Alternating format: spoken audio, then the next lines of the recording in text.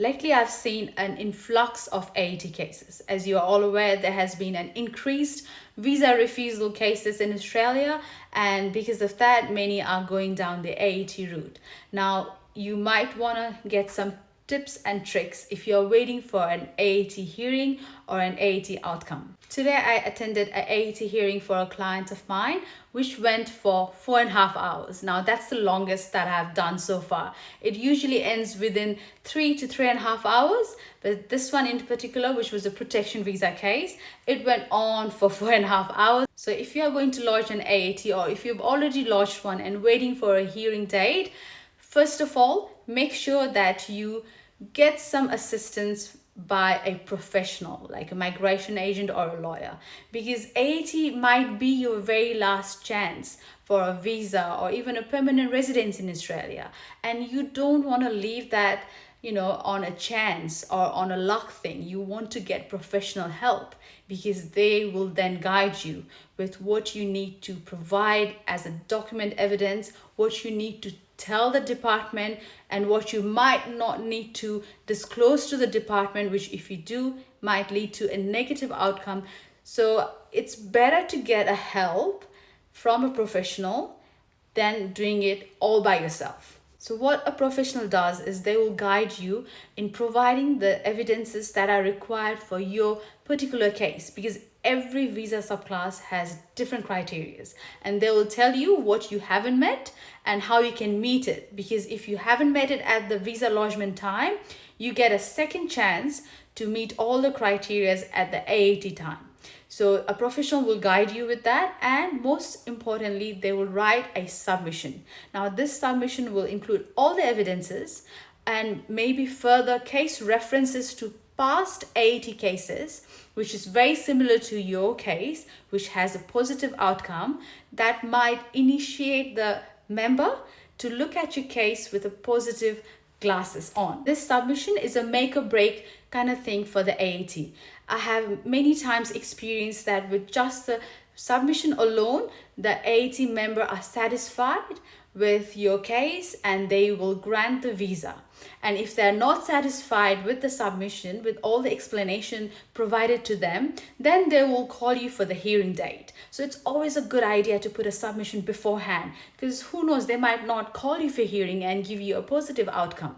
Now, despite putting a submission, if they still call you for the hearing, because sometimes the AAT member would like to hear the whole story from your mouth rather than reading a submission. So they will sometimes call you for hearing. And if they do, here are a few things you might want to consider. First of all, you would address the AAT member as member when you're talking to them.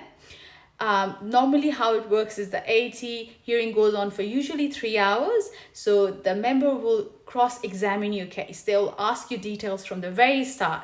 They will really cross-question you. So be prepared to be questioned about everything under the sun regarding your visa, regarding your life, and anyone related to you with this visa. If your English is not very good, then it's a good idea to have an interpreter requested when you are given that hearing date. And if the interpreter is there, it's not necessary that they need to translate everything. If your English is like 80% okay, you might tell the AAT member that you'd like to speak in English with them directly. And if you're confused, then only you'll approach the interpreter. And having an interpreter gives you an added advantage, because if you are confused as to how to answer that question, you could ask for the interpreter to interpret, and within that time frame you can rethink and you can formulate your answer in a better way. But also remember, sometimes interpreter might backfire because it might just prolong the AAT for too long and there's too many back and forth with the statements. Second tip is, I have noticed that a lot of my clients, especially when there's family involved and there's partners involved, like partner visa or protection visa even, they start crying, and sometimes they cry continuously. I wouldn't recommend you to, I would recommend you to control your emotions as much as you want, because that's the last thing the AAT member want to see you cry and break down. They want to have a conversation with you. They're not counselors. So try and control to your emotions as much as you can. I know we're only human. If you happen to cry, quickly console yourself, wipe up your tears, and then start talking. As an agent or a lawyer, we are not allowed to talk for the first at least good 2 hours of the AT hearing. The member will at the very end ask us what we have to say. What I like to do is I usually take note of everything throughout the hearing.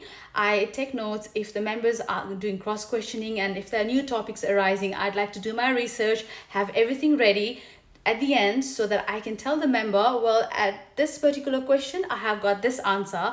May I present to you? Maybe after the hearing, I can submit it, things like that. So it's a good idea to have your agent next to you, or even online, because I do a lot of hearings online as my clients are all over Australia. So online is even better for me because I have my 2 computers. I can do more research while the hearing is going on, while the member is cross-questioning the client. So at the end, I prepare my oral submission. And in that oral submission, as an agent, I don't like to repeat what I've already mentioned. I'd like to repeat the facts of the case, and if I have done any digging or any research while the hearing is going on any topics discussed, and I like to present it to the member at that time, or I normally request that they allow me a couple of more hours to put my submissions together again post hearing, because that way you cover everything which you have missed prior or during the hearing. One thing I've noticed is if you're confused when the AAT member asks you double negative question, make sure you ask the member to ask the question in a simplified manner, because I've noticed many times that my clients, they get confused, especially when the member asks a double negative question. So make sure when you're answering any question they ask you, take your time, think about the answer, maybe take a few seconds, a minute, just say, can I just have some time to think about the answer? Then only answer it. Don't just blabber out everything, because you might miss out. And if you see the member asking you the question again and again, know that there's something wrong with your answer, that you haven't answered the question properly.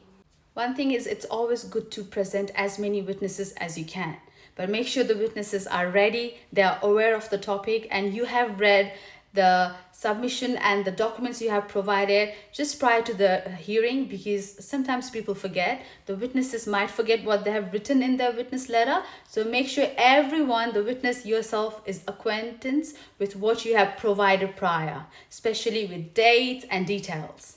Don't expect an outcome there and then, because majority of the times the member will tell you that they will make a decision soon. They will not make a decision straight away unless it's a very easy case. Otherwise, you have to wait for the hearing decision for at least a couple of weeks, a couple of months.